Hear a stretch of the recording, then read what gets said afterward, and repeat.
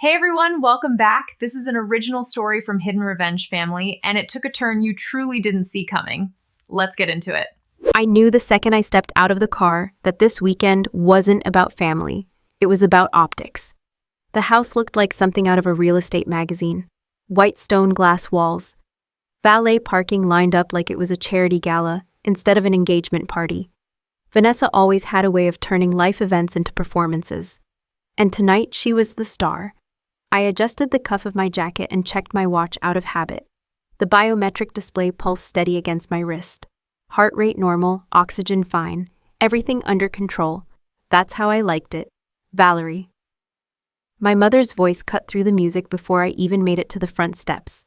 Diane Vance, perfectly styled as always, air-kissed me like I was a distant acquaintance instead of her daughter. You made it. We weren't sure with your schedule. Translation, they didn't expect me to matter enough to show up. I got leave approved, I said. Short window. She nodded like that confirmed something about me she already believed. We'll try to relax tonight. No work talk. This is Vanessa's moment. Of course it was. Inside the place was already packed. Crystal glasses, soft jazz people laughing a little too loudly.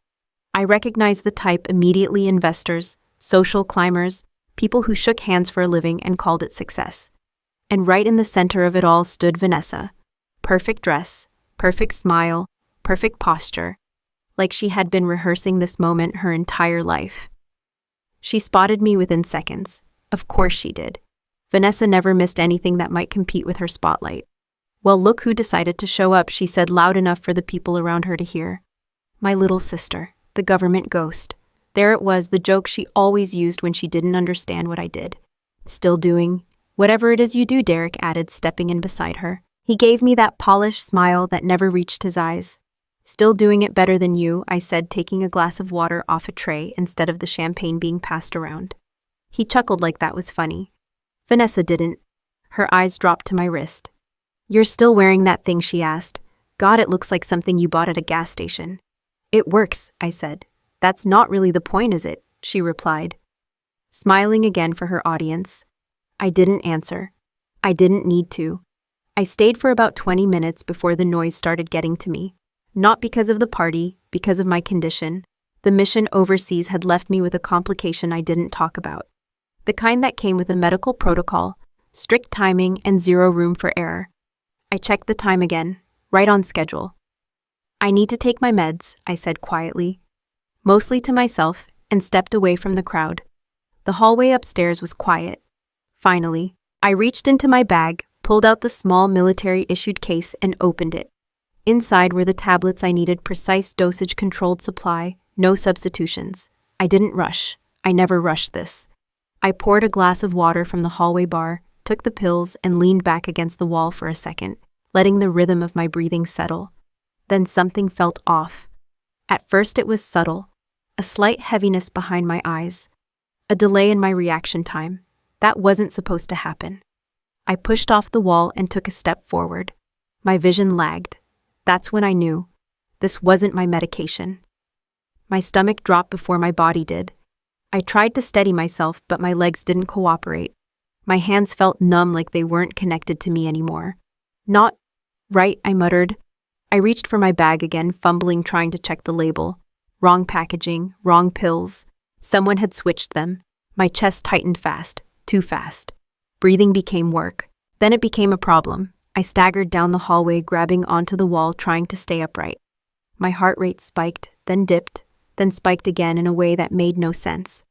This wasn't just sedation. There was something else in it. Something that didn't mix with my condition. My knees hit the floor before I could make it back to the stairs. The impact barely registered. I was focused on one thing: air. I couldn't get enough of it. My lungs felt like they were closing in on themselves. My throat tightened. My fingers curled uncontrollably. A spasm hit, sharp and violent, pulling my body sideways. I heard footsteps. Voices. Valerie, my father's voice, distant but recognizable. Then Vanessa. Oh my God, she said, but there was no panic in it. Just irritation wrapped in surprise. What is she doing now? I tried to speak. Couldn't. I tried to point to my bag. Couldn't. My vision blurred at the edges. She needs help, my father said. But even that sounded uncertain. I'm calling it in, Vanessa replied quickly. Of course she did. Control the narrative. That's what she was good at. I felt hands near me, but no one actually touched me, like I was something they didn't want to get involved with. Time started slipping. Seconds stretched out. The next thing I heard was the front door opening downstairs, followed by fast footsteps. Paramedics. Good. Relief hit me for half a second. Then it disappeared. Where is she? A male voice asked. Calm, professional. Up here, Vanessa called out. Footsteps approached. Equipment shifted. The sound of a bag unzipping. I forced my eyes open. A man in uniform stepped into view. Paramedic. Name tag read Diaz. He moved toward me. And then Vanessa stepped in front of him. Physically blocked him. She's fine, she said with a small dismissive laugh. Seriously, don't worry about it. Diaz hesitated. Ma'am, we got a call about she does this. Vanessa cut in. It's an anxiety thing. She gets overwhelmed, makes a scene. It's embarrassing, honestly. That wasn't what this was. I tried to shake my head. My body barely responded. She's not breathing right, Diaz said, frowning now, trying to look past her. She's breathing, Vanessa replied sharper this time. She's just being dramatic because she can't stand that tonight isn't about her. A couple of guests had gathered behind them. Watching, no one stepped in. My mother's voice joined in. She's had episodes before, stress-related. We appreciate you coming, but it's really not necessary. My father nodded. We'll handle it. Handle it.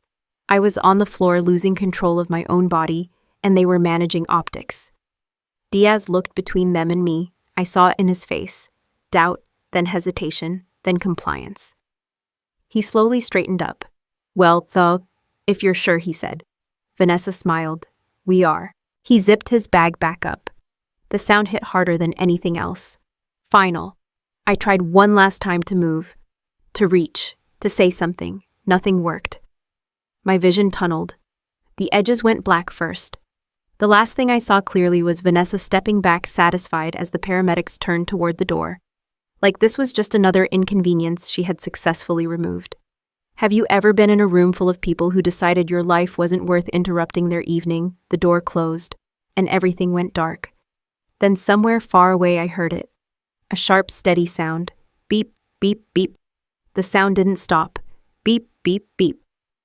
It cut through the darkness like something mechanical refusing to let me disappear. I couldn't see anything at first. Just pressure. Heavy, crushing pressure on my chest like someone had dropped a weight on me and walked away. Air came in shallow pulls. Not enough. Never enough. I tried to inhale deeper. My throat tightened harder. Wrong move. Pain shot through my chest, sharp and immediate. My body reacted like I'd just made a critical mistake, which technically I had. Don't fight it. That was the first rule they drilled into us when oxygen gets compromised. Panic makes it worse. Always. I forced myself to stop struggling. Count it. 1, 2, 3. My vision flickered back in pieces. Not clear, just enough to understand where I was. Same hallway, same floor, same silence. They had left me there. Of course they did. I tried to roll onto my side. It took more effort than it should have. My limbs felt like they belonged to someone else, slow, heavy, unreliable. Another spasm hit. My fingers curled tight against the hardwood nails, dragging just enough to feel something real. Stay conscious. That was the line. If I passed out, it was over. No one was coming back. No one even believed anything was wrong. I swallowed, or at least tried to. My throat barely cooperated.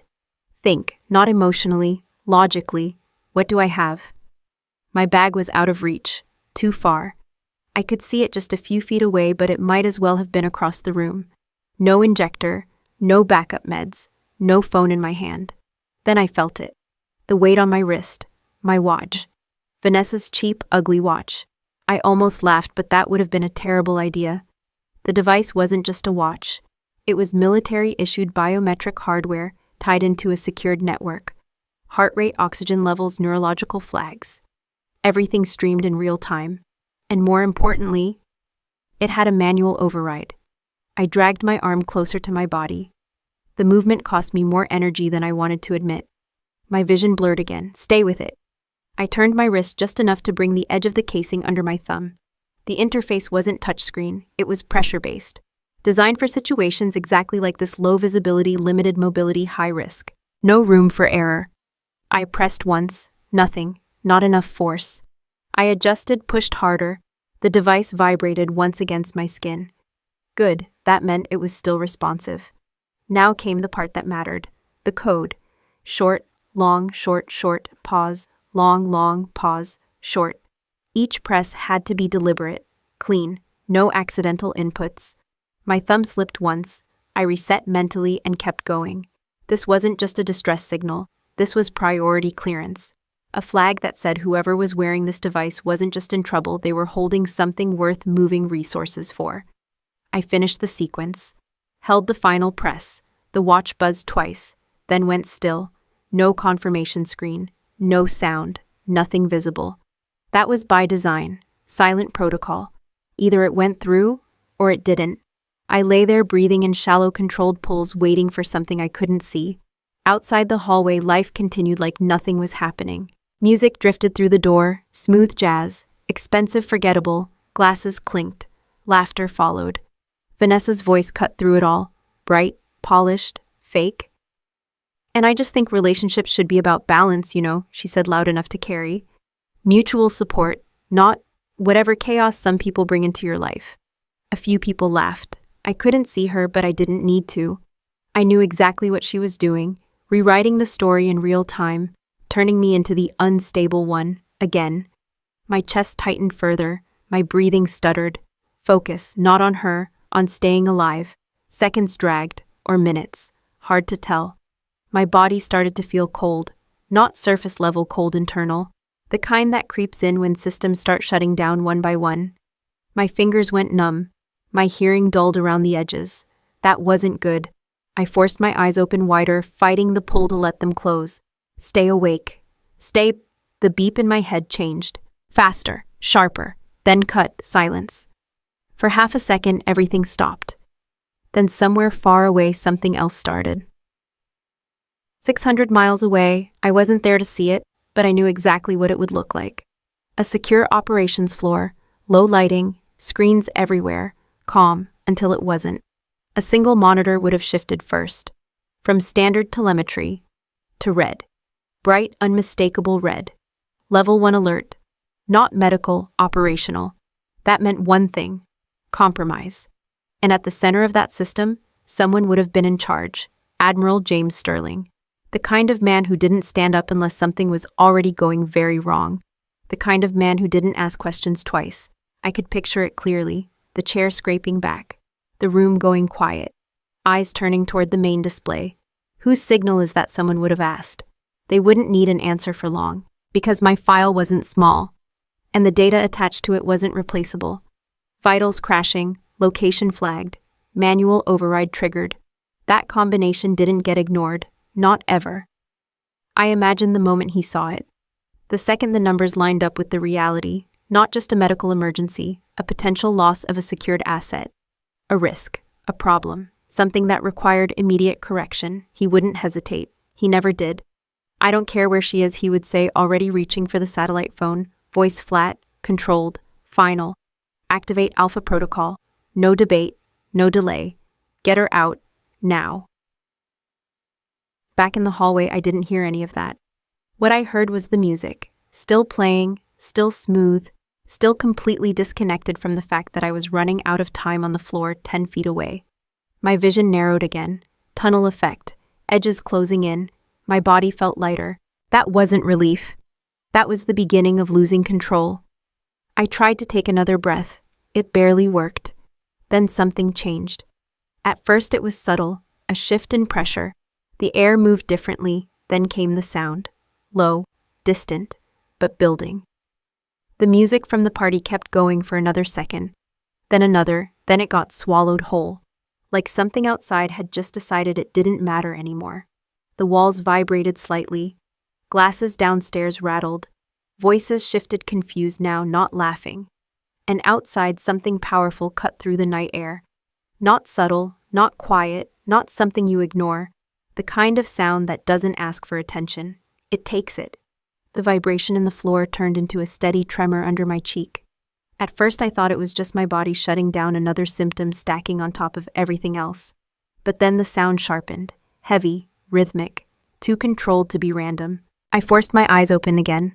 The hallway lights blurred into streaks, but I could still see the shadows shifting across the walls. Something big was moving outside. Downstairs, the music cut off mid-note, not faded, cut. Voices replaced it, instantly confused, overlapping, rising. What is that? Is that a helicopter? Why is it so low? The air pressure changed again, stronger this time. Curtains somewhere in the house snapped against the windows. Glass rattled hard enough to sound like it might crack. I tried to push myself up. Bad idea. My arms gave out halfway, and I dropped back down, vision flashing white for a second, before settling into a dim tunnel again. Stay down, conserve what's left. The sound grew louder, not just loud, dominant. Rotor blades chopping through the air with zero regard for anything below them. Outside, something hit the ground hard. Metal equipment. Then shouting, not the polite kind. Command voices, clear, direct, no hesitation. Boots moved fast across gravel, doors slammed open. Inside the house, panic started to spread. This is private property. Someone call the police. What is going on? Vanessa's voice cut through the chaos, sharp and furious. Derek, do something. I heard him say something back, but it got drowned out by the next sound. Glass exploding, not cracking, exploding. A sharp, violent crash that sent fragments skittering across the floor downstairs. Someone screamed. Then the boots were inside. Fast, controlled, multiple. They weren't wandering. They knew exactly where they were going. I felt the shift before I saw it. The door at the end of the hallway slammed open hard enough to hit the wall. Light flooded in. Figures moved through it, dark uniforms, tactical gear, precise movements. Not local, not confused. Focused. One of them looked straight at me. Target located, he called out. Target? That word cut through everything else. Another figure dropped to one knee beside me immediately, already opening a medical pack. Vital, someone else asked. Critical, the first one replied. We're late, no kidding. Hands moved fast, checking airway pulse response. Professional, efficient, no wasted motion. Stay with me, the medic said, his voice lower now, directed at me. I tried to focus on him. Couldn't quite lock in. Behind them, more voices filled the hallway. What the hell is this? My father shouted, his voice shaking with anger instead of fear. You can't just break into my home. Vanessa was right behind him. This is illegal. I'm calling the police right now. One of the officers didn't even turn around. Do it, he said flatly. That wasn't the reaction she expected. Derek stepped forward next. You people need to leave, now. That was a mistake. One of the operators moved without warning, grabbing him by the shoulder and shoving him back hard enough that he stumbled into the wall. Out of the way, he said, not raising his voice. No argument, no explanation, just a fact. Derek didn't try that again. Behind them, I caught a glimpse of another face pushing through the crowd. Paramedic Diaz. He looked like he'd been pulled back in against his will, confusion written all over his face. I was just here, he said, looking between me and the team now surrounding me. She was dying, the lead officer cut in. Diaz hesitated. Her family said. I don't care what her family said. That got quiet. The officer finally turned just enough for everyone in the hallway to see his face. Cold, controlled, done explaining. She is a United States Navy intelligence officer, he said. You just walked away from a federal asset in medical distress. No one spoke. Step back, he added. Diaz stepped back. So did everyone else, even Vanessa. For the first time that night, she didn't have a line ready. The medic beside me moved faster now. Oxygen mask. Injection, monitoring device clipped on in seconds. Come on, he said under his breath. Stay with me. My chest loosened just enough to pull in a slightly deeper breath. Pain came with it. Good. Pain meant I was still here. Package ready, someone called out. Hands shifted under me, lifting me onto a stretcher with practiced coordination. The movement sent another wave of dizziness through me, but I didn't black out. Not yet. As they carried me down the hallway, I caught fragments of what was left behind. My mother frozen. My father speechless. Derek pressed against the wall, trying to make himself smaller. And Vanessa, standing in the center of it all. Perfect dress, perfect hair, no control. Her eyes locked onto mine for half a second. No smile this time, just confusion, and something else. Fear. Good. They moved fast through the house, past shattered glass and overturned decorations, out into the open air. The night hit me cold and sharp. Above us, the helicopter hovered low, black and unmarked rotors, tearing through the air like it owed someone money. A rope dropped from the side, swaying slightly in the downdraft. Hook, and someone shouted. the stretcher locked into a harness system with a clean metallic click. I felt the lift before I fully understood it. Up, fast. The ground dropped away. The house shrank beneath me, lights, people, everything pulling back into something small and distant. Vanessa was still visible for a second. Just a figure now, still standing there, watching. Then she was gone. The inside of the helicopter was tight, loud, controlled chaos. Hands secured straps, adjusted lines, checked monitors. BP stabilizing, oxygen coming up. Stay with us, Lieutenant. I focused on the sound of that. Lieutenant, not sister, not problem, not inconvenience. Something shifted in my chest that had nothing to do with the medication. The medic leaned closer. You're good. We've got you. I wanted to believe that. My vision blurred again, but this time it wasn't panic pulling me under. It was something heavier, controlled, managed. The noise of the rotors filled everything, then slowly, gradually, it started to fade into something else. Steady, measured, consistent. Beep, beep, beep. The chaos gave way to order. The darkness returned, but it wasn't empty this time. It had structure, it had sound, it had control. And somewhere in that controlled space, I knew one thing for certain. I wasn't dying anymore. And the people who tried to make sure I did had just made the biggest mistake of their lives. The steady beeping pulled me back before anything else did. Consistent, controlled, predictable. That alone told me I wasn't on that hallway floor anymore. I opened my eyes slowly. White ceiling, clean lines, no decorations, no noise bleeding through the walls. Hospital. Not just any hospital. Military. I didn't move right away. I ran a quick internal check instead. Breathing assisted but stable. Limbs responsive. Vision slightly delayed but functional. Pain contained. Good. I turned my head slightly and saw the IV line the monitors, the oxygen setup. Everything was standard for recovery after a systemic reaction, which meant one thing. They got to me in time. Don't sit up yet. The voice was calm, controlled, familiar in a way that didn't come from family. I shifted my eyes to the right. Admiral James Sterling stood next to my bed like he'd been there the entire time. Not in a rush, not distracted, just watching. You're at Walter Reed, he said. You've been out for 14 hours. 14, I processed that quickly. Long enough for damage to happen, short enough for intervention to matter. I didn't die, I said, my voice rough but steady. He didn't smile. No, you didn't. There was a brief pause, not awkward, measured. You triggered a level 1 manual override, he continued. That's not something people do by accident. I don't make mistakes like that, I said. I'm aware. He reached down to the chair beside him and picked up a folder. Not a regular one, black, sealed. No markings on the outside. He placed it on the tray in front of me. While you were unconscious, he said, Naval Criminal Investigative Service ran a full sweep on every device connected to your family's property, phones, laptops, cloud backups, financial access points. Efficient, expected. You were poisoned, he added like he was stating the weather. I figured, I said. That wasn't anxiety, he said flatly. No, I replied. It wasn't. He nodded once, then he tapped the folder. Open it. I didn't hesitate. Inside were printed reports, financial records, communication logs, transaction histories, clean, organized, brutal. I flipped through the first few pages, names, dates, amounts. Then I saw Derek's file. I slowed down. $2 million. Outstanding debt. Not to a bank, not to a firm, to a financial syndicate that didn't operate inside legal boundaries. High interest, short deadlines, enforcement history attached. That wasn't debt. That was a countdown. I kept reading. Transfers, failed attempts, desperation patterns, and then Vanessa. Her name tied into multiple communication threads. Not passive, active, coordinating, negotiating, trying to buy time. My jaw tightened slightly, but I didn't stop reading. Then I hit the section that mattered. The trust, our grandfather's estate, $5 million, structured control, conditions. I scanned the clause once, then again slower.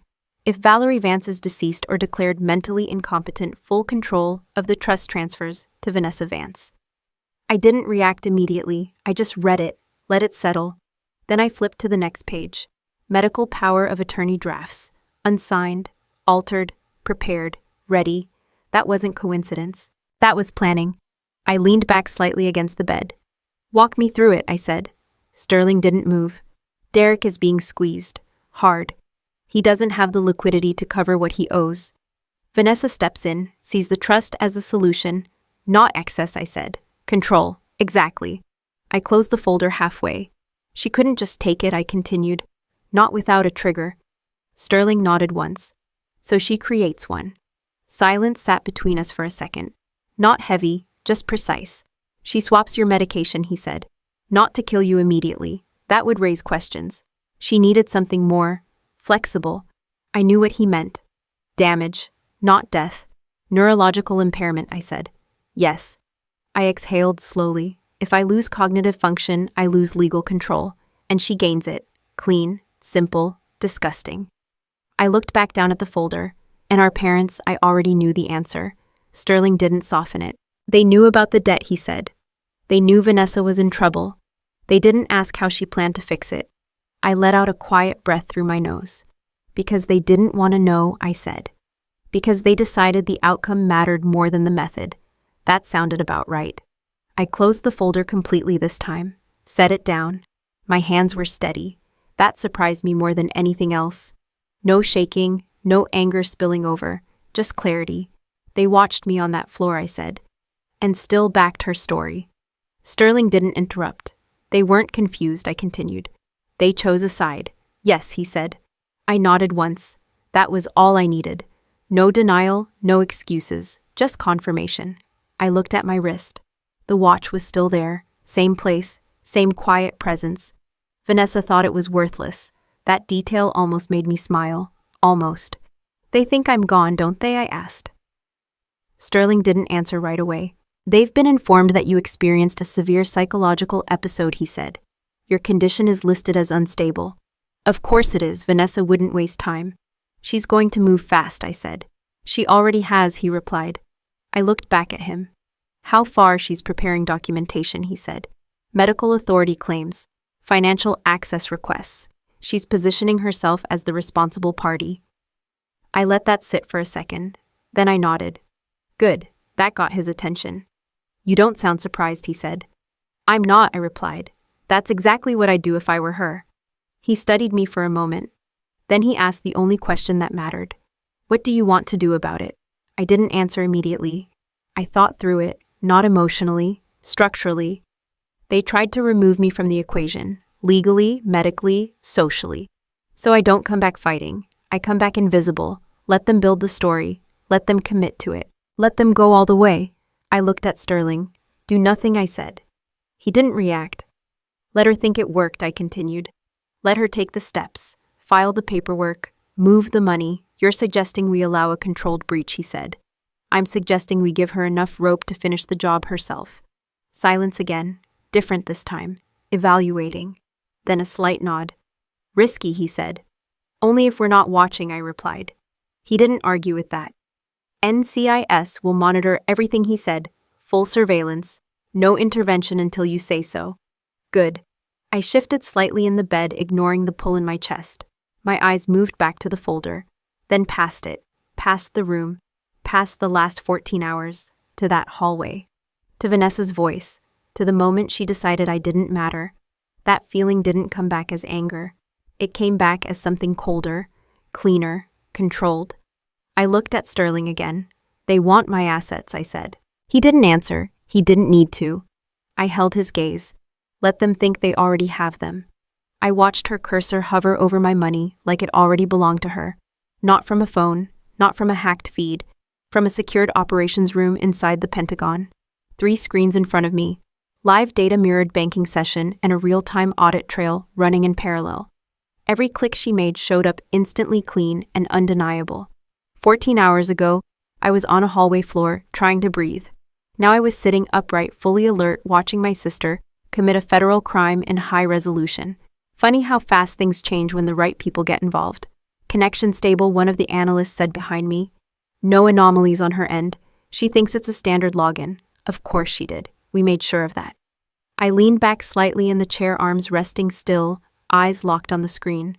Vanessa had moved fast, faster than most people would. No hesitation, no second guessing. That told me everything I needed to know. This wasn't a desperate move. This was a planned one. On the left screen, her face appeared through the bank's internal camera system. Standard fraud monitoring. She didn't know we had access to that feed too. Perfect lighting, perfect posture, same performance.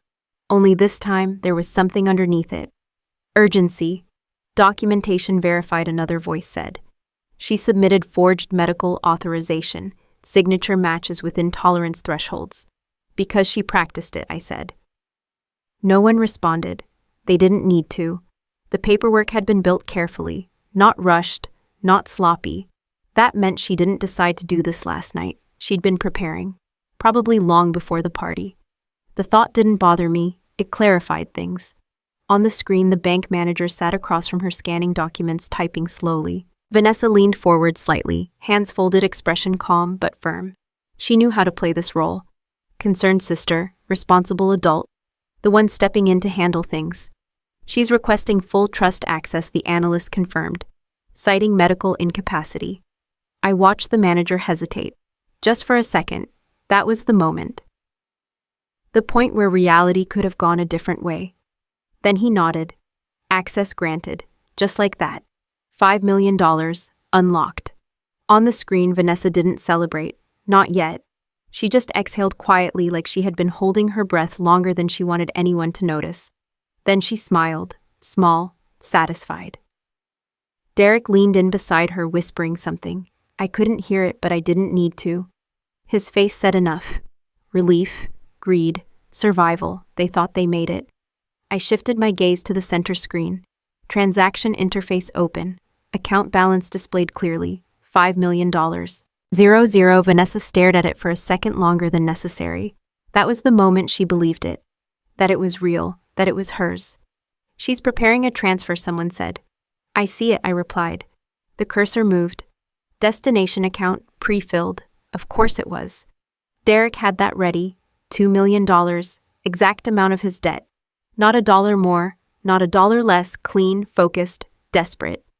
She's not even testing it, one of the analysts noted quietly. No, I said. She can't afford to. That was the thing about people under pressure. They don't play safe. They play fast. The cursor hovered over the confirm button. Vanessa paused, not because she doubted it, because she wanted to feel it. Control, power, victory.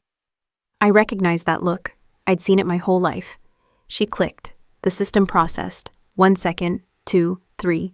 Then transaction successful. On the left screen, Vanessa leaned back in her chair, a breath leaving her like she had just crossed a finish line. Derek grabbed her shoulders, pulling her into a quick, tight hug. They laughed. Not loud, not wild, controlled, like people who believed they had just solved everything. They think it's done. Someone behind me said. I didn't respond right away. I watched the confirmation screen, watched the numbers settle, watched the system do exactly what we designed it to do. Funds have been redirected, the lead analyst said. Destination account intercepted. Original target is fully blocked. FBI routing confirmed, another added. Money is now inside federal tracking. I nodded once. Exactly where it needed to be. Vanessa didn't just steal from me. She didn't just commit fraud. She just moved $2 million directly into a monitored laundering pipeline. Voluntarily, signed, verified, traceable, clean case, no ambiguity, no defense. She just built the case for us, someone said. No, I replied. She closed it. On the screen, Vanessa stood up from the desk, smoothing out her dress like nothing significant had just happened. The bank manager shook her hand, smiled, congratulated her. He had no idea. Derek was already on his phone, probably calling whoever he owed, ready to announce that the problem was gone. That part almost made me laugh. Almost. Because I knew what was waiting on the other side of that call. Nothing, no money, no relief. Just silence. And then consequences. Vanessa turned slightly toward the camera feed as she walked out. For a brief second, her face lined up perfectly with the lens. Confident, relieved, victorious. She really believed she won. I leaned forward slightly, resting my elbows on my knees. Freeze the account after confirmation clears, I said. Not before. It's already locked, the analyst replied. They can't move anything else. Good. No rush. No noise. Let them sit in it for a moment. Let it feel real. Let them build their next move on a foundation that doesn't exist. That's how you collapse something properly. not by stopping it early, by letting it stand just long enough to fail under its own weight. Behind me, someone pulled up a secondary feed. Legal tracking. Flags already triggered. Fraud. Unauthorized access. Suspicious transfer. All tied neatly together. $2 million worth of evidence. Vanessa thought she just bought Derek's freedom. What she actually bought was federal attention. And that doesn't go away. I leaned back again, eyes still on the screen, but my focus already moving ahead. 2 weeks. That's how long something like this takes to surface publicly when the system decides it's time. 2 weeks for paperwork. 2 weeks for pressure to build. 2 weeks for people like Vanessa to get comfortable, to think they're safe. On the screen, her image disappeared as she walked out of the bank. Gone, just like that. But the trail she left behind, that stayed, permanent, trackable, unavoidable. I closed my eyes for a brief second, not out of exhaustion, out of timing. Everything was in motion now. No need to rush, no need to push. They were already walking exactly where I needed them to go. And somewhere in the distance, even before it happened, I could almost hear it. A sharp, controlled sound cutting through the noise. A judge's gavel, coming down hard, right on schedule.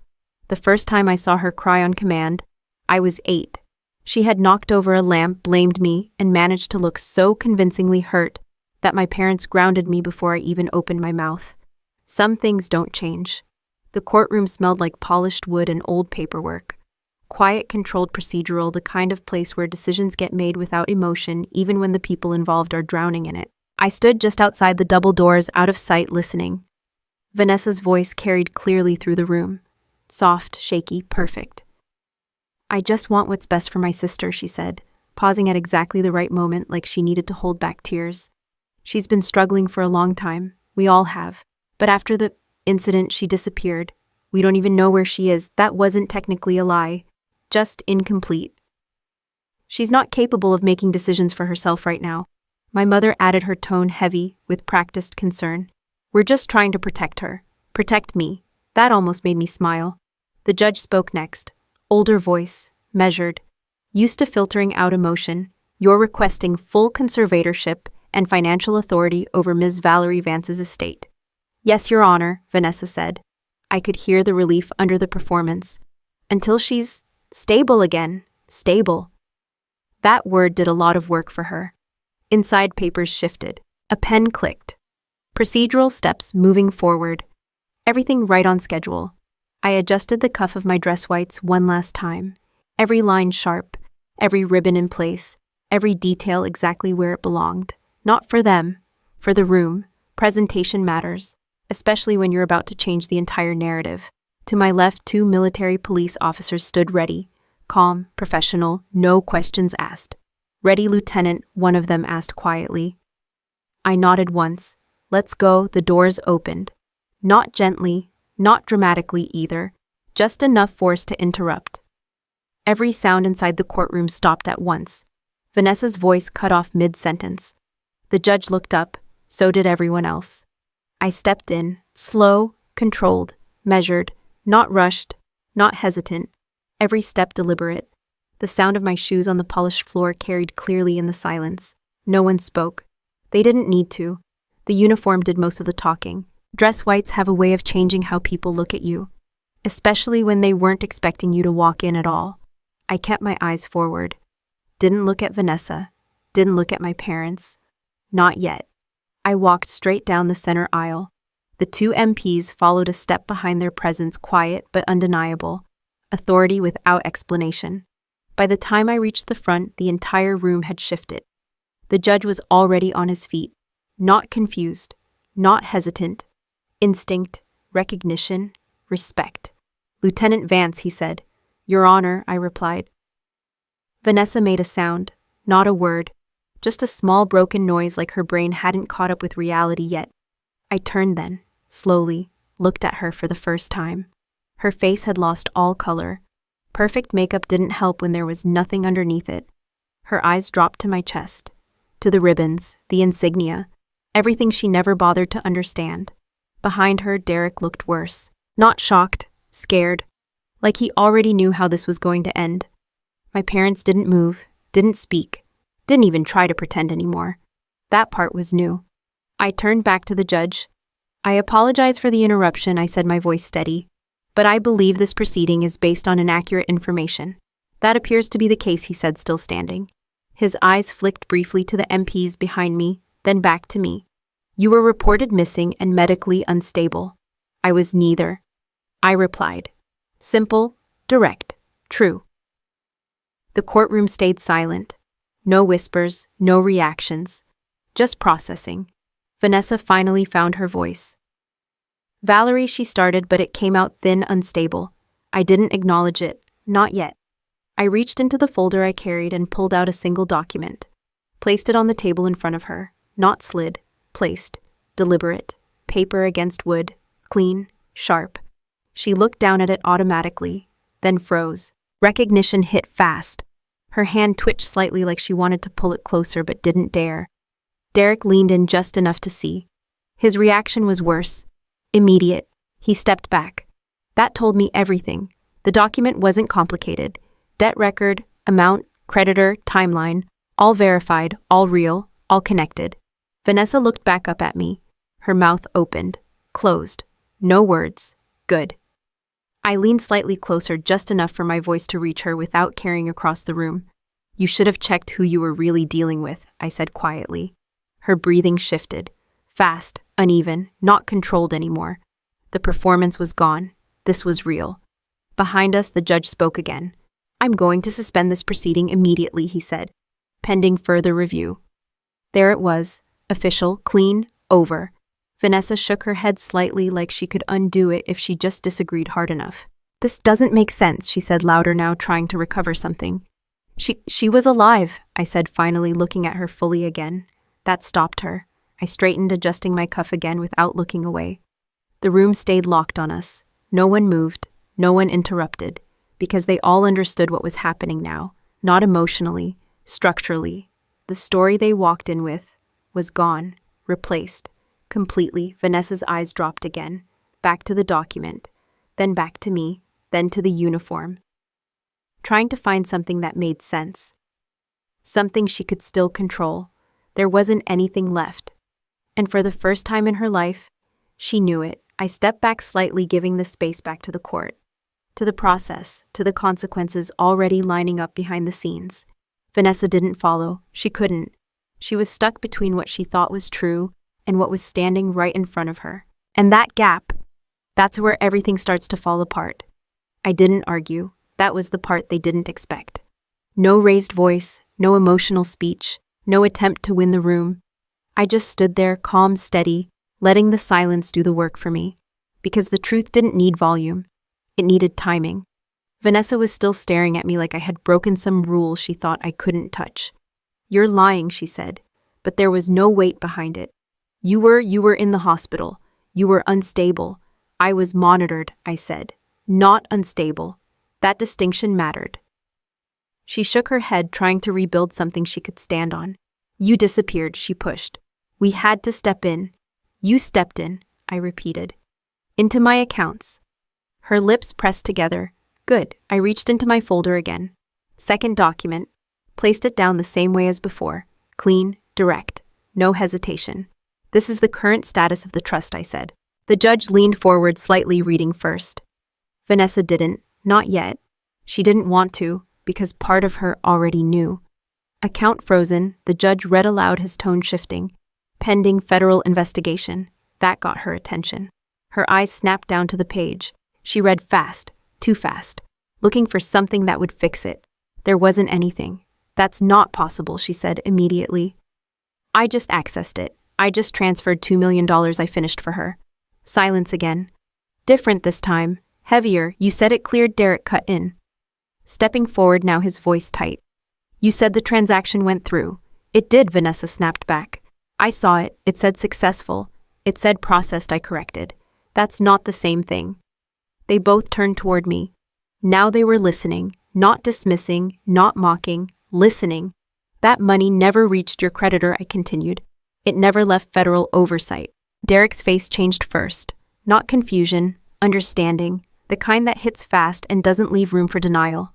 What are you saying, he asked. I'm saying, I replied, you didn't pay your debt. The room shifted, again. Derek took a step back like the floor had moved under him. That's not, he started, but stopped halfway. Because he knew, if the money didn't arrive, then the problem didn't go away. It got worse, a lot worse. You told me it was handled, he said. Turning back to Vanessa now, his voice rising. You told me we were clear. We are, she shot back louder now. Cracking slightly. The system confirmed it. The system confirmed you made a transfer, I said. Not that anyone received it. That landed, hard. Derek ran a hand through his hair, pacing once fast. No. That's not how this works, he muttered. They would have confirmed. They would have. They will, I said. He stopped, looked at me. When they realized they didn't get paid. That's when it hit him, not the words, the timeline. Whatever window he thought he had, was gone. What did you do, he asked. I didn't answer that directly. Instead, I looked at Vanessa. You moved stolen funds into a monitored system, I said. Every step recorded, every authorization logged. Her breathing picked up. You set yourself up, I added. She shook her head again, faster now. No, you're twisting this. You're trying to scare us. I don't need to. Derek turned back to her. And this time there was no partnership left in his expression. Only calculation. Tell me exactly what you did, he said. I told you she started. No, he cut her off sharper now. Not the version you told me before. The real one. That was new. Vanessa wasn't used to being questioned. Not by him. Watch your tone, she snapped, instinct kicking in. That was the wrong move. Because Derek wasn't thinking like a partner anymore. He was thinking like someone who just realized he was about to lose everything. You said you had control, he said. You said it was legal. I said I had access, she corrected. That's not the same thing. Their voices bounced off the walls, now louder, messier. Uncontrolled. Good, I stayed where I was. Didn't step in, didn't interrupt, because this was theirs. You told me this would fix it, Derek shouted. And it would have if you didn't panic. Vanessa fired back. I'm not panicking, he said. I'm calculating. There it was, the shift, clear, cold, dangerous. Vanessa saw it too. You don't get to turn on me, she said, her voice dropping. Not now. Derek laughed once. Short, empty. Turn on you, he repeated. You dragged me into this. You needed help, I needed money, not a federal case. Silence hit for half a second. Then it broke. Completely. Derek pointed straight at her, right there in the middle of the courtroom. It was her, he shouted. She switched Valerie's medication. I had nothing to do with that. Everything stopped. Not slowed. Stopped. My parents froze. The judge didn't move. Even the air felt different. Vanessa stared at him like he had just spoken a language she didn't understand. What did you just say, she asked. You heard me, he replied. You did it, not me. You're lying, she said, but her voice was already breaking. I'm saving myself, he shot back. There it was, no loyalty, no hesitation, just survival. Vanessa snapped. The sound of the slap cut clean across the room, sharp, immediate. She hit him hard enough to turn his head. You coward, she screamed. You think throwing me under the bus fixes anything? It might, he said, rubbing his face, eyes already shifting away from her. It definitely helps me. That was the moment. The exact second everything she built cracked open. Perfect image, perfect relationship, perfect control. Gone. You used me, she yelled. You volunteered, he fired back. I was saving us. You were saving yourself. Their voices overlapped, now louder, faster, completely out of control. My mother took a step back. My father didn't say a word. They were watching their perfect daughter unravel in real time. And they had nothing to stop it. Vanessa's breathing turned uneven, her movements sharper, less controlled. Years of image management collapsed in less than a minute. And underneath it, nothing stable, nothing solid, just desperation. I didn't move. I didn't react. I just watched. Because this wasn't revenge. This was exposure. And once people show you who they really are, you don't interrupt them, you let them finish. Her voice rose again, louder than everything else. You think you can walk away from this, she shouted at Derek. You're just as guilty, not of poisoning a federal officer, he said. That word hung in the air. Federal, real, unavoidable. Vanessa opened her mouth again and then stopped. Because something else entered the room. Not loud, not chaotic. Controlled, measured. The sound of footsteps. Multiple. Even. Approaching from behind. Different from before. Not emotional, not reactive, final. The kind of sound that doesn't argue. It concludes. The footsteps didn't rush. They didn't need to. They moved with the kind of certainty that comes from knowing the outcome is already decided. I didn't turn right away. I didn't have to. The room felt it before anyone saw it. Conversation died mid-breath. Movement slowed. Even Vanessa's voice, still sharp from seconds ago, cut off like someone had pulled the plug. Then the agent stepped in. Dark suits, clean lines, no hesitation. FBI. Right behind them, NCIS. No announcements, no build-up, just presence. Derek noticed first. Of course he did. Men like him always recognize consequences when they finally walk through the door. His posture shifted immediately, shoulders dropped, eyes darting, calculating again, but this time without options.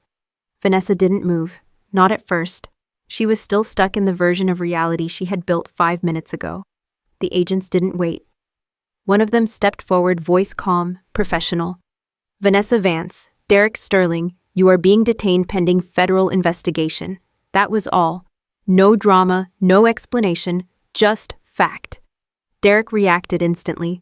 This is a misunderstanding, he said, hands already half raised like that would help. I didn't. The agent didn't respond. He just reached forward, took Derek's wrist, and turned him cleanly, efficiently. Cuffs clicked. Final. Derek's voice dropped immediately. Wait, I can explain. No one asked him to. Vanessa still hadn't moved. Then the second agent stepped toward her. Ma'am, that was enough. She took a step back. Just one, like distance would change anything. You can't do this, she said, her voice sharp again but thinner now. There's no charge. There are multiple, the agent replied. She looked around. At the judge, at my parents, at me, looking for someone to stop it. No one did. When the agent reached for her wrist, she pulled back. Don't touch me, she snapped. That didn't last. Her resistance lasted exactly 2 seconds. Then the cuff went on. The sound echoed louder than it should have. Metal on metal, clean, unavoidable. That's when my mother broke. Wait, no, this isn't right. Diane rushed forward, grabbing at the edge of the table like she needed something to hold on to. There's been a mistake. Valerie, say something. I didn't move. She turned to me fully now, panic replacing everything else. Valerie, tell them, she said, her voice shaking. Your sister didn't mean it. She wouldn't hurt you like that. I held her gaze. Didn't interrupt. Didn't correct her, because she already knew the truth. She just didn't want to live in it. She's your sister, my father added. Stepping forward now, his voice lower but just as desperate. Blood is blood. You don't do this to family. That line again. Always that line. Only when it benefits them. You're an officer, my mother pushed faster now. You have connections. You have authority. You can fix this. Fix this. I almost smiled. Not because it was funny, because it was predictable. Valerie, please, she said, stepping closer. Help her. She's your sister. I finally spoke. She tried to kill me. The room went quiet again. Not shocked. Not surprised. Just forced to sit in it. That's not what happened, my father said immediately, too fast. It is, I replied. Simple. Direct. No emotion needed. Vanessa let out a broken laugh. Kill you, she said, shaking her head even with cuffs on.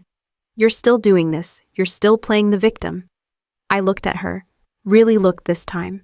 No performance left. No control. Just damage. You told the medic I was being dramatic, I said. She didn't answer, because she remembered. Of course she did. Before she could say anything else, a voice cut through the room. Not loud, not raised, but absolute. That's because she needed them to walk away. Everyone turned. I didn't. I already knew. Admiral James Sterling stepped forward from behind me, his presence shifting the entire room without effort. He didn't rush, didn't look at anyone except the people who needed to hear what he was about to say. Vanessa froze. My parents stepped back. Even the agents gave him space.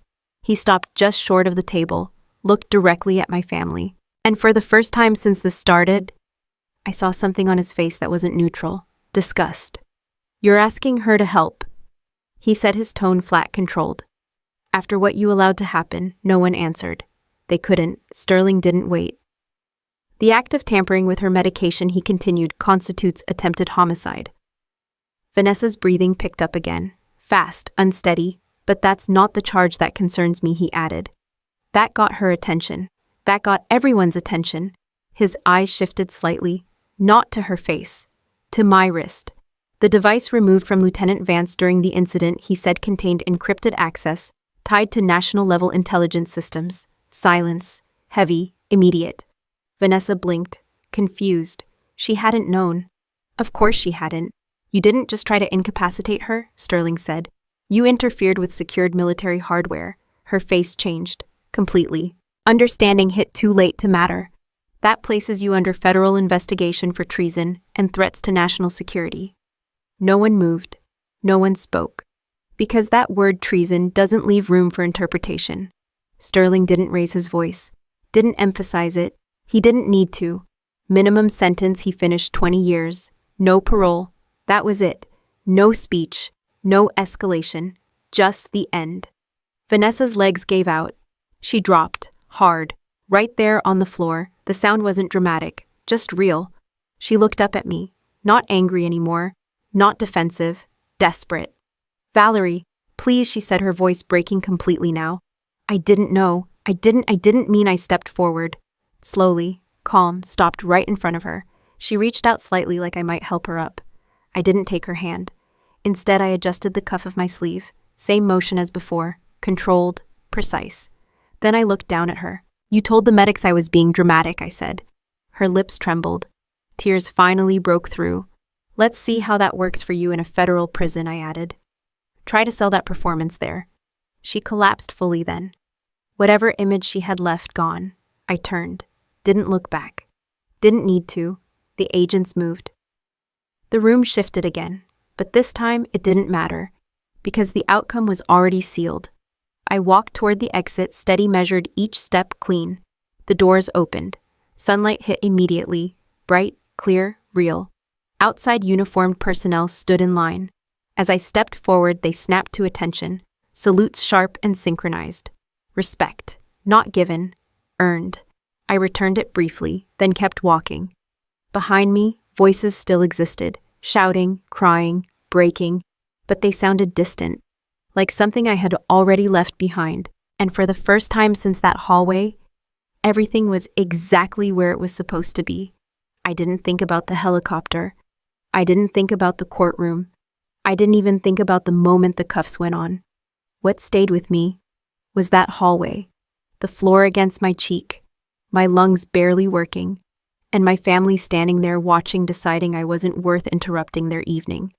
That's the part people don't talk about, because it's easier to focus on the dramatic ending than the quiet moment where everything actually breaks. What almost killed me wasn't the poison, it was how normal that moment felt. That realization didn't hit me right away. It came later, quietly, when everything slowed down and I had space to think without reacting. I asked myself one question. Why didn't I fight harder to be heard in that moment? And the answer wasn't what I expected. Because part of me already knew they weren't going to listen. That wasn't new. That wasn't surprising. That was a pattern. And patterns don't change just because the stakes get higher. That's the first lesson most people don't want to accept. If someone has already decided who you are, they're not evaluating you in real time. They're filtering you through a story they wrote a long time ago. In my case, I was the difficult one, the intense one, the one who didn't fit the image. So when I collapsed on that floor, they didn't see a medical emergency. They saw confirmation. That's how dangerous bias is. It doesn't just affect how people treat you. It affects whether they believe you're worth saving. And here's the part that matters for you. This doesn't just happen in extreme situations. It happens every day. At work, in relationships, in families. You say something valid and it gets dismissed. You raise a concern and it gets minimized. You show competence and it gets ignored. Not because you're wrong, because someone already decided you don't count. If you take one thing from my story, take this: stop trying to prove your value to people who benefit from not seeing it. You're not in a misunderstanding. You're in a system. And that system is working exactly the way it was designed to. I spent years explaining myself, explaining my job, explaining my choices, trying to make them understand what I did, why it mattered, why I mattered. And every time it felt like progress, because they nodded, because they smiled, because they said things like, "That's interesting," but nothing changed. because they weren't actually updating their view of me. They were just waiting for the next moment that confirmed what they already believed. That's the trap. You think you're having a conversation. They think they're collecting evidence. So here's the second lesson. Stop explaining yourself to people committed to misunderstanding you. You don't need better words. You need a different audience. Because the problem isn't clarity, it's willingness, and you don't control that. What you do control is how long you stay in that dynamic. That's where boundaries come in. And let me be clear, boundaries aren't emotional, they're strategic. I didn't set real boundaries with my family, not early enough. I told myself I was being patient, that I was being understanding, that I was doing the right thing. What I was actually doing was giving them continued access to me without requiring accountability. And people don't change behavior that works for them. If someone can dismiss you, ignore you, undermine you, and still keep you in their life, why would they stop? They won't. Not because they're evil, because it's efficient. That's the third lesson. Respect isn't something you ask for. It's something you enforce. Not through yelling, not through confrontation, through access, through consequences, through what you tolerate and what you don't. If someone consistently treats you like you don't matter and you stay, you're teaching them that behavior is acceptable. That's not weakness, that's conditioning, and it's fixable, but only if you're honest about it. After everything that happened, people asked me the wrong question. They asked, how did you get revenge? That's not what this was. This wasn't revenge. This was correction. I didn't destroy anything. I let the truth operate without interference. And that's another thing most people miss. You don't always need to fight back aggressively. Sometimes the most effective move is to stop protecting people from the consequences of their own actions. That's what I did. I didn't expose Vanessa. She exposed herself. I didn't trap Derek. He walked himself into it. I didn't force my parents to choose. They already had. All I did was step out of the way and let the system work. That's the difference between reacting and positioning. One is emotional, the other is controlled. If you're dealing with people who undermine you, dismiss you, or quietly sabotage you, you don't need a bigger reaction. You need better positioning. Document things. Pay attention to patterns. Stop giving the benefit of the doubt where it hasn't been earned. And most importantly, stop staying in places where your well-being depends on someone else deciding to finally treat you right. That's not a strategy. That's hope. And hope is not a plan. Here's something else I learned the hard way. Just because someone is family doesn't mean they're safe. That idea makes people uncomfortable. It should, because we're taught that family equals loyalty, that blood equals protection. But in reality, family is just proximity. Loyalty is a choice. And not everyone makes it. My parents didn't, Vanessa didn't. And once I accepted that, everything got simpler, not easier, simpler. Because I stopped expecting something that was never there. And that gave me clarity. Clarity changes everything. It changes how you respond, how you invest your time, who you trust, what you tolerate, and what you walk away from. So if you're watching this and something feels familiar, if you've ever been in a room where you felt invisible, if you've ever been dismissed when you knew you were right, if you've ever had to shrink yourself just to keep the peace, ask yourself one question. Are you trying to be understood? Or are you trying to be accepted by people who benefit from not understanding you? Because those are not the same thing, and choosing the wrong one will cost you more than you think. I almost learned that too late. Not because I wasn't strong enough, but because I stayed in the wrong place too long. And that's something I don't plan on repeating. I didn't raise my voice in that courtroom.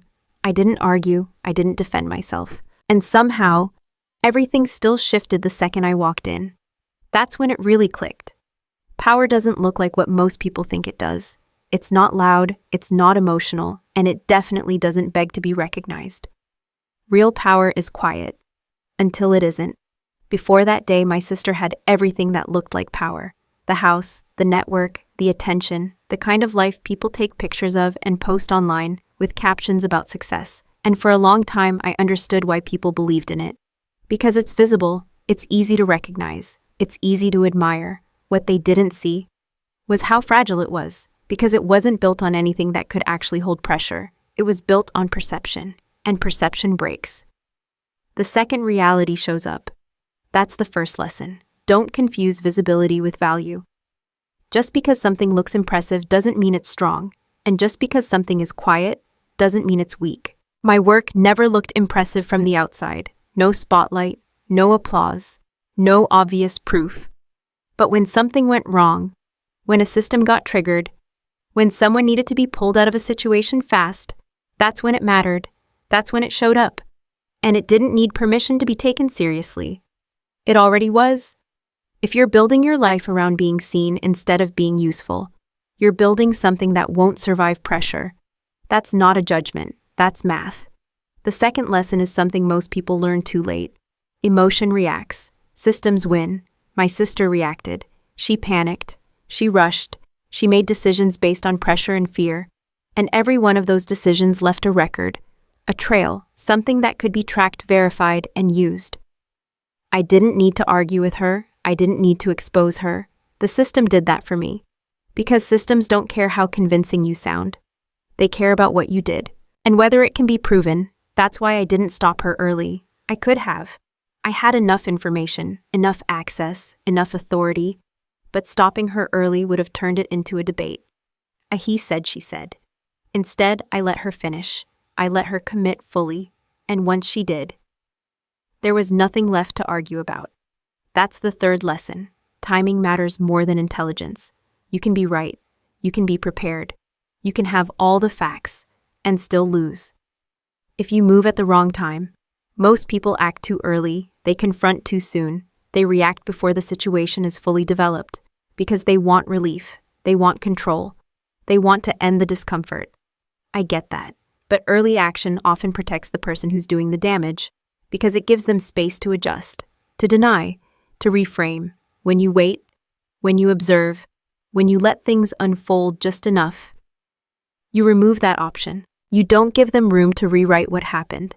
You let them define it themselves. And that's exactly what I did.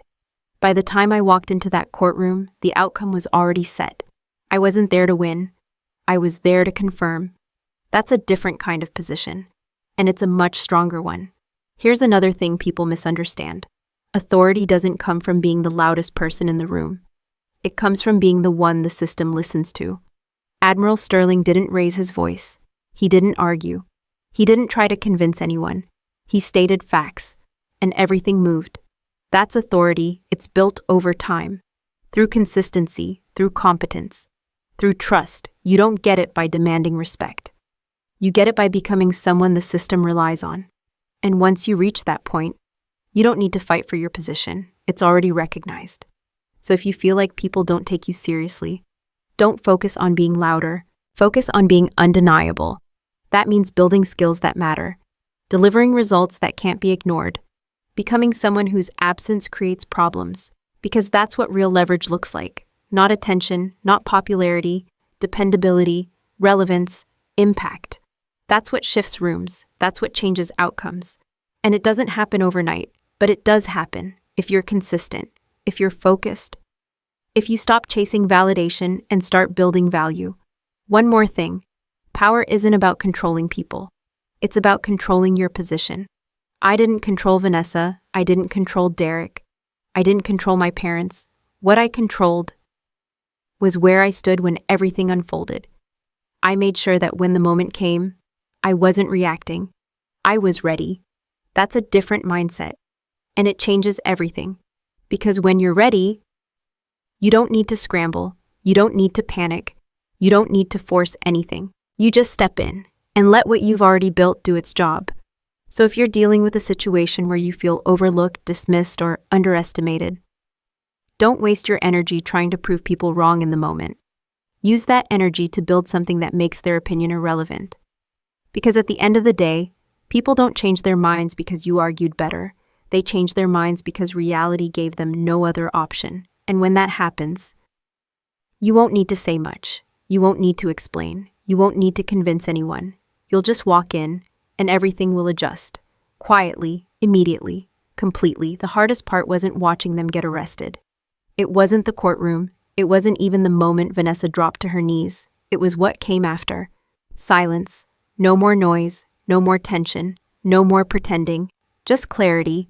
And clarity can feel heavier than chaos if you're not used to it. Because once you see things clearly, You can't go back to how you used to justify them. For a long time, I believed something that a lot of people believe. That family automatically means loyalty. That no matter what happens, there's a baseline of support you can count on. That idea sounds good, it feels right, it's also not always true. My family didn't betray me in one moment. They did it over time, in small ways, dismissed comments, subtle comparisons, decisions that always leaned in one direction. I saw it, I just didn't label it, because labeling it would have forced me to act, and acting would have meant changing something I wasn't ready to change. So I stayed. I adjusted. I explained. I minimized. I told myself it wasn't that bad, that they didn't mean it, that things would balance out eventually. That's the trap, not the betrayal, the delay in recognizing it.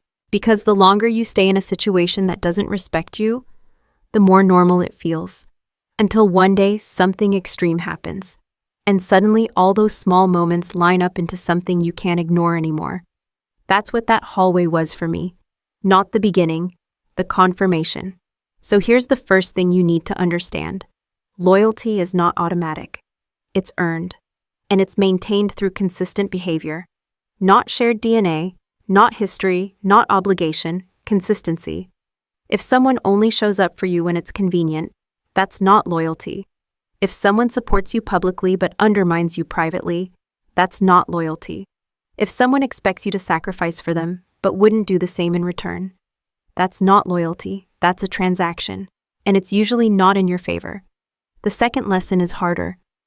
When people show you who they are, believe them the first time. I didn't. I saw the patterns, I felt the imbalance, but I kept giving it another chance because I wanted the relationship to match the idea I had in my head, not the reality in front of me. That's where most people get stuck, not in bad situations, in hopeful interpretations of bad situations. You rewrite things, you explain them away, you focus on the good moments and ignore the consistent ones, because accepting the truth means making a decision. And decisions come with consequences. Distance, discomfort, change. But avoiding that decision doesn't remove the cost.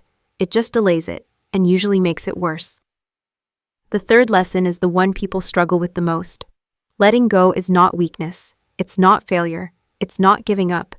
It's choosing not to carry something that's actively working against you. I didn't help Vanessa. Not because I couldn't, but because I understood something clearly in that moment. She made her decisions, repeatedly, deliberately, with full awareness of the risk. And once someone crosses a certain line, helping them doesn't fix the situation. It reinforces the behavior. That's not compassion. That's enabling. There's a difference. And if you don't learn it, you'll keep getting pulled into situations that drain you, damage you, and expect you to clean up the consequences. You are not responsible for fixing people who chose to do the wrong thing, especially when they knew exactly what they were doing. That leads to the fourth lesson. Your life improves the moment you stop negotiating your worth. I used to adjust, soften my tone, downplay my work, avoid conflict, all to maintain a version of peace that wasn't real. Because real peace doesn't require you to shrink. If you have to become smaller to keep a relationship intact, that relationship is already broken. You're just maintaining the appearance of it. And appearances don't protect you. They don't support you. They don't show up when things go wrong. What protects you is alignment. People who respect you, environments where you don't have to explain your value, situations where your presence is understood, not questioned. That's where you need to be investing your time, not in trying to fix places that consistently prove they don't deserve it. So here's something practical you can take with you. Ask yourself 3 questions about the people in your life. Do they respect you when you're not in the room? Do they support you when it costs them something? Do you feel like you can be fully yourself without adjusting to keep them comfortable? If the answer to most of those is no, you don't have a strong relationship. You have a convenient one. And convenient relationships don't hold up under pressure. I learned that in a hallway. You don't have to. The last thing I'll say is this. I didn't lose my family that day. That's how people usually frame it, like something was taken from me. It wasn't. I saw clearly what had been there the entire time. And once you see something clearly, you're not losing it when you walk away. You're choosing not to carry it anymore. That's not loss. That's freedom. And it's a lot quieter than people expect. But once you feel it, you don't confuse it with anything else again. Final note. This story is a work of fiction, but the valuable lessons we discuss are entirely real and continue to happen to many people every day. If this style isn't for you, that's perfectly okay. Please feel free to look for other content that better suits your needs.